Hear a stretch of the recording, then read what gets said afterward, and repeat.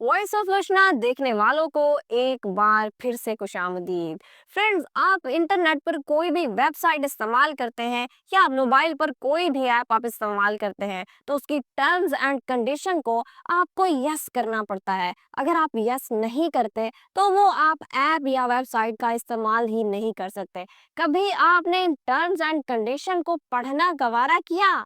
कभी आपने सोचा कि आप जब इस पर यस कर देते हैं तो लीगली आप उस वेबसाइट को किन किन चीजों की इजाजत दे देते हैं? आज की वीडियो में आप डिटेल में जान पाएंगे कि टर्म्स एंड कंडीशन पर यस करने का क्या मतलब है। और जब आप दो लोग आपस में कोई बात कर रहे होते हैं या आप किसी के बारे में सोच रहे होते हैं तो उसी से रिलेटेड एड्स आपको मोबाइल पर कैसे आने लगते हैं। हम जो ये सोशल मीडिया यूज करते हैं, फेसबुक, टिकटॉक, इंस्टा वगैरह, इसके लिए हमें 1 रुपया भी नहीं देना पड़ता, लेकिन इन कंपनियों के मालिकान को लाखों बिलियंस डॉलर लगाकर इनको मेंटेन करना पड़ता है ताकि हम फोटो और वीडियोस अपलोड कर सके। आप में से बहुत से लोग सोच रहे होंगे कि हमारे जो ये एमबी खर्च होते हैं, हमारा इंटरनेट खर्च होता है, इससे इन कंपनियों के मालिकान पैसा बनाते होंगे, लेकिन ऐसा बिल्कुल भी नहीं है। इन कंपनियों के मालिकान किस तरह हमारा पर्सनल डेटा यूज करके लाखों बिलियन डॉलर्स के मालिक बने बैठे हैं, आज की वीडियो में ये दिलचस्प हकाइक जानिए। अगर आज की डेट में मैं आपसे पूछूं कि दुनिया की महंगी तरीन चीज इस वक्त क्या है, तो इसका जवाब होगा अटेंशन, यानी तवज्जो। अगर आप किसी की अटेंशन हासिल कर सकते हैं तो आपके पास भी पैसा ही पैसा होगा। पाकिस्तान में बहुत से स्पोर्ट्स होते हैं, लेकिन सबसे ज्यादा अटेंशन, सबसे ज्यादा तवज्जो क्रिकेट को ही मिलती है, इसलिए क्रिकेट में पैसा भी ज्यादा है। और क्रिकेट में सबसे ज्यादा अटेंशन मिलती भी पाकिस्तान और इंडिया के मैच को है, इसलिए पाकिस्तान और इंडिया के मैच से पैसा भी ज्यादा आता है। कोई मूवी होती है, कोई एड होती है, तो एक्टर के पैसे भी इसी तरह से डिसाइड किए जाते हैं कि किस एक्टर के पास कितनी पावर है लोगों की तवज्जो अपनी तरफ करने की।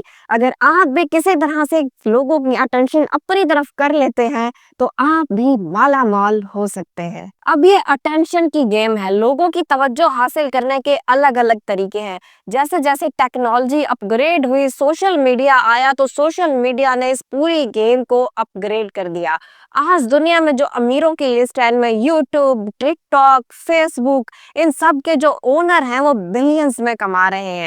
Facebook, TikTok, Instagram, YouTube, Snapchat या कोई भी वेबसाइट आप जब अपने मोबाइल में इंस्टॉल करते हैं तो टर्म्स एंड कंडीशन पर जब आप यस करते हैं तो आप अपना सारा डेटा इनको दे देते हैं और ये कंपनियां आपका डेटा इस्तेमाल करती हैं। अब आप सोच रहे होंगे कि ये हमारा डेटा ले भी जाए तो क्या फर्क पड़ता है, ज्यादा से ज्यादा ईमेल आईडी ले जाएंगी, नंबर ले जाएंगी, लेकिन ये इतना सिंपल नहीं है।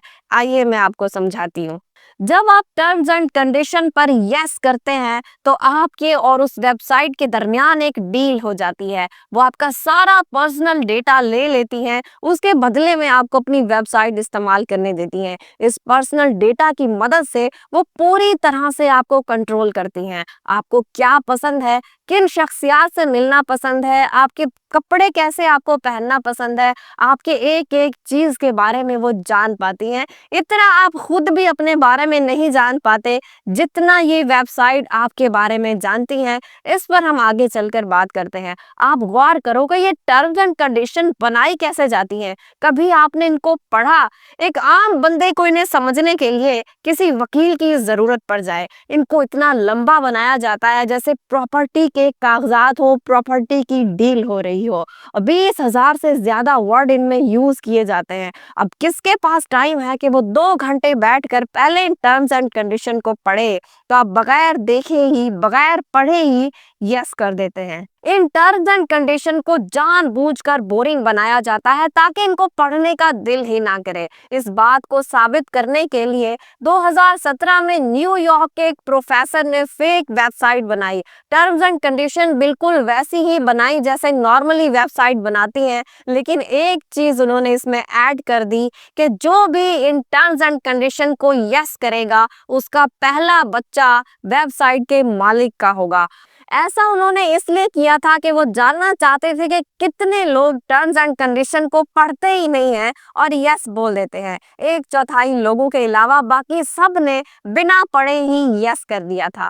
टर्म्स एंड कंडीशन पर जब आप यस कर देते हैं, उसके बाद आप किसी भी प्लेटफॉर्म पर अगर कोई पोस्ट लगाएंगे कि मैं अपना डेटा इस वेबसाइट को इस्तेमाल करने की इजाजत नहीं देता, तो इसका भी कोई फायदा नहीं होने वाला, क्योंकि टर्म्स एंड कंडीशन में आप पहले ही इजाजत दे चुके हैं अपना डेटा इस्तेमाल करने की। जितना ये वेबसाइट आपके इसी डेटा की मदद से आपको जानती हैं, उतना आप खुद भी अपने बारे में नहीं जानते होंगे। इनको सारा पता होता है कि आप किस तरह का म्यूजिक सुनते हैं, कब आप अकेलापन फील कर रहे हैं, किस किस्म का खाना आपको पसंद है, कैसे लोगों से आप मिलना चाहते हैं, हर चीज पर ये कंट्रोल किए हुए हैं।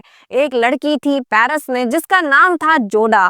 ब्रेकअप के बाद उसने टिंडर ऐप को यूज करना शुरू किया। उसको अपनी प्रोफाइल को लेकर कुछ डाउट्स थे, तो उसने टिंडर को ईमेल भेजी कि वो अपना डेटा उनसे हासिल करना चाहती है, वो देखना चाहती है कि आप सही कर रहे हो या नहीं। यूरोप में चूंकि डेटा प्रोटेक्शन लॉ बहुत स्ट्रिक्ट है, इसलिए वहां पर आप अपना डेटा ले सकते हैं। तो टिंडर ने 800 पेजेस का डेटा जूडा को भेजा। जो आपको ये जानकर हैरत होगी कि कुछ ही दिनों का डेटा 800 पेजेस टिंडर ने जमा कर लिया था, और ये जूडा के लिए भी बहुत ही सरप्राइजिंग था। इतना वो भी अपने बारे में नहीं जानती थी जितना टिंडर ऐप के डेटा की मदद से उसे पता चला। उसकी मदद से उसे पता चला कि वो कब कब अकेलापन फील कर रही थी, कब कब वो लड़कों से ट्रैप हो सकती थी, और किन किन लड़कों को उसने किस टाइम मैसेज किए, और किस टाइम वो किस किस्म का म्यूजिक सुन रही थी। अब आप सोच सकते हैं कि जब किसी को इतनी डिटेल में आपके बारे में मालूमात मिल जाएं, तो उसके लिए कितना आसान होगा इनको इस्तेमाल करना। 2013 में एक डॉक्यूमेंट्री आई थी, टर्म एंड कंडीशन में अप्लाई। वो आप जरूर देखिए। उसमें दिखाया गया है कि किस तरह ये कंपनियां आपका डेटा लीक करके मिसयूज करती हैं और इसको कैसे बेच देती हैं। सोशल मीडिया कंपनियों में आपस में भी बहुत कंपटीशन है डेटा को लेकर। जिस प्लेटफॉर्म के पास सबसे ज्यादा यूजर होंगे, उसके पास ज्यादा एक्टिविटी होगी, ज्यादा अटेंशन होगी, और डेटा ज्यादा कलेक्ट होगा। अब आप सोच सकते हैं कि किसी के पास इतनी डिटेल में आपकी मालूमात आ जाए, तो वो इनका किस तरह से इस्तेमाल कर सकता है। इन सारी सोशल मीडिया कंपनियों का बस एक ही मकसद है, जिसके लिए ये दिन रात काम करते हैं, कि किसी भी तरह आप इनकी ऐप से चिपके रहें। नेटफ्लिक्स के ओनर ने एक बार कहा था कि फेसबुक, गूगल हमारे कंपटीशन तो हैं ही, लेकिन मार्केट में सबसे बड़ा कंपटीशन, जो कि हमारा असली कंपटीशन है, वो एक आदमी की नींद है। क्योंकि यही वो टाइम होता है जब यूजर के ऊपर कोई भी चीज काम नहीं करती। हर सोशल मीडिया ऐप चाहती है आप इनकी ऐप से चिपके रहे, और इसमें वो कामयाब भी हैं। पहले आप अपने फ्रेंड से मिलने के लिए जाते थे, घर वालों के साथ टाइम भी स्पेंड करते थे, और आज जो टाइम आप मोबाइल को देते हैं, बाहर ग्राउंड में खेलने के लिए जाते थे, वो टाइम अब आप मोबाइल को देते हैं। अगर 1 मिनट के लिए आप किसी लाइन में लगे हैं, आपको वेट करना पड़े, तो आप फौरन मोबाइल निकाल कर देखने लगते हैं। हस्बैंड वाइफ में भी अक्सर इसी बात पर लड़ाई हो जाती है कि ये मोबाइल में लगे रहते हैं। कई लोगों के बॉस गुस्सा हो जाते हैं कि उनके एम्प्लॉय मोबाइल में लगे रहते हैं। मतलब रोजी रोटी तक को आपने दांव पर लगा रखा है मोबाइल के लिए। पूरे दिन भर में आप सोते हो, बस इसका तोड़ नहीं है इन सोशल मीडिया कंपनियों के पास। बाकी सब चीजों के लिए उन्होंने दुनिया के बेस्ट अटेंशन इंजीनियर बिठा के आपका टाइम, अटेंशन इन एप्स पर लगा दिया है। आपको महसूस ही नहीं होने देंगे। सिर्फ एक नोटिफिकेशन के लिए आप मोबाइल खोलोगे, कब आप इन एप्स तक आ जाओगे आपको पता ही नहीं चलेगा। आप YouTube पर अपना कोई काम की वीडियो सर्च करने जाओगे, आप शॉर्ट पर कब पहुंचे आपको पता ही नहीं चलेगा। अब आप इसको जरा ध्यान से समझो। कुछ बड़े बड़े इंजीनियर्स, बड़ी बड़ी कंपनियों के मालिक कैलिफोर्निया के सिलिकॉन वैली में बैठकर ये डिसाइड कर रहे हैं कि दुनिया के बिलियंस ऑफ पीपल का अटेंशन और इंटरेस्ट कहाँ पर है। एक इंसान का ध्यान जहाँ पर होता है, वहीं से उसकी मेमोरी बनती है। अगर ये अटेंशन भी किसी और के कंट्रोल में होगा, तो हमारी लाइफ कहाँ गई? जब आप बूढ़े हो जाएंगे, आपकी मेमोरी नहीं रहेगी, तो ये जो एड्स ट्रेंड होंगे सिर्फ वो ही मेमोरी रहेंगे। सिर्फ एड दिखाकर प्रोडक्ट बेचने की बात होती तो भी ठीक था, लेकिन ये डेटा आपके सोशल और पॉलिटिकल बिहेवियर को भी कंट्रोल करता है। ये सोशल मीडिया कंपनियां आपका पर्सनल डेटा बेच भी देती हैं। मार्च 2018 में the guardian and New York times में एक रिपोर्ट पब्लिश हुई, जिसमें पता लगा कि फेसबुक ने अपने 50 मिलियन यूजर्स का डेटा एक कंपनी को बेच दिया है, और ये कंपनी खरीद ली डोनाल्ड ट्रंप ने।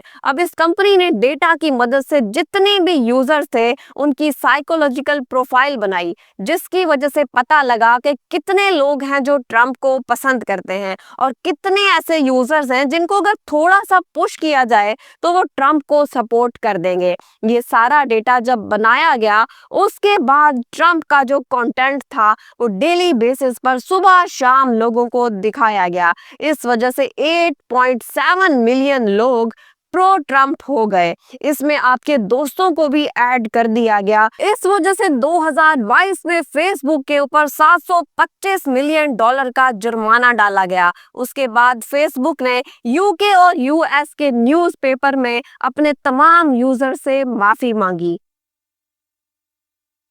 सोशल मीडिया कंपनी की जो एल्गोरिदम है वो बनी ही इस तरह से है, उसे डिजाइन ही इस तरीके से किया गया है जहां पर ज्यादा एंगेजमेंट होगी, यानी कि लाइक्स, कमेंट्स, शेयर ये सब ज्यादा होंगे, वो उसको ज्यादा प्रमोट करेगी। और ये एंगेजमेंट भड़काने वाली पोस्ट पर ज्यादा होगी, ये आपने भी नोट किया होगा। जैसे मैं कमेंट करूं कि शाहिद अफरीदी बहुत ही अच्छा खिलाड़ी है, मुझे बहुत पसंद है, दूसरी तरफ मैं दूसरा ट्वीट करूं कि शाहिद अफरीदी बेस्ट प्लेयर है, उसकी तरह ना कोई आया है ना कोई आएगा। जो इस चीज को मानता नहीं है वो बेवकूफ है। अब आप बताओ किस पोस्ट पर ज्यादा अटेंशन आएगी? यकीनन उसी पर ज्यादा अटेंशन आएगी जो मैंने नेगेटिव कमेंट किया होगा। फ्रेंड्स, चाइना में टिकटॉक पर जो 14 साल से कम उम्र बच्चों को कंटेंट दिखाया जाता है वो एजुकेशन, साइंस, एक्सपेरिमेंट और उनके कंट्री कल्चर से रिलेटेड दिखाया जाता है। और हमारे मुल्क में